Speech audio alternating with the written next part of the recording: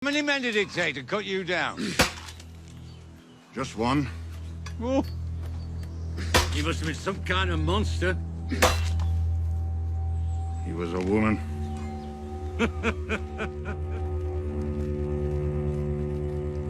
I think suffering a near-death experience probably changes anyone, and that certainly has changed Sandor Clegane. He's a more thoughtful person than he was when we last saw him. He's probably more aware of his vulnerabilities. He knows how close he came to dying, and he's really thinking about his past in a way that he never had before. Never too late to stop robbing people, to stop killing people, start helping people. It's never too late to come back.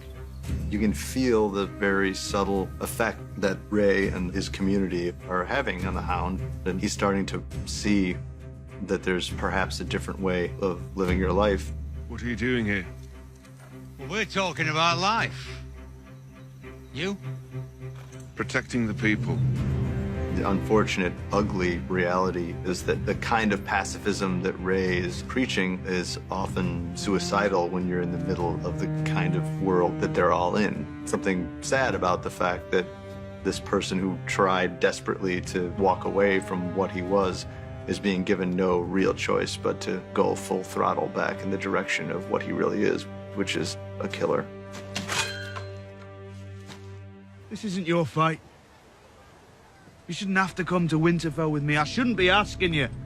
I need you with me if we're gonna beat them, and we need to beat them if you're gonna survive. Jon is not a wildling. Jon grew up in a castle, raised by a noble father, but Jon has a much easier time with the kind of plain talk that the people north of the Wall resonate with. He died for us. If we are not willing to do the same for him, we deserve to be the last of the free folk.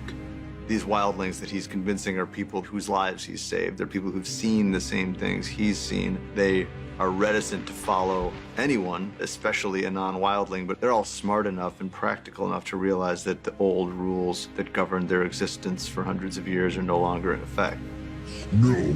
So he does a very good job convincing them, but he has a harder time with Lady Mormont. I served under your uncle at Castle Black. I was his steward. In fact, I think we've had enough small talk. Why are you here? We were excited about the prospect of the character, because she's mentioned in passing in the previous season. Do you know this wretched girl? Lyanna Mormont, the Lord Commander's niece. Lady of Bear Island, and a child of 10.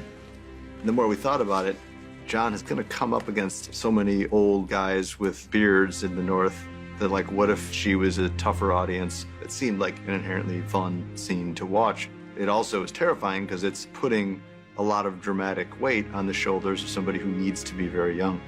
And we're very lucky to have found Bella, because she is doing such a great job of just talking smack to these guys who are used to being the heroes who make proclamations. What you have to understand, my lady, is that I understand that I'm responsible for Bear Island and all who live here.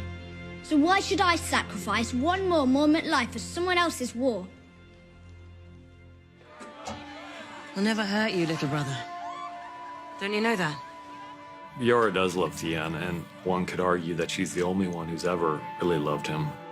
Yara's always been there for him. She's the only person who tried to rescue him when he was Ramsay's prisoner. I know you've had some bad years, Bad years. but I'm tired of watching you cower like a beat dog. Drink the goddamn ale! It's a very tough love, though. Yara is not a therapist in our kind of sense of the word. She's not there to, tell him to buck up and everything's going to be okay. If you're so broken that there's no coming back, take a knife and cut your wrists. End it. It's a pretty brutal kind of therapy, but that's who they are. I mean, they're essentially a Viking people. There's not a lot of room for sort of soft and gentle psychology.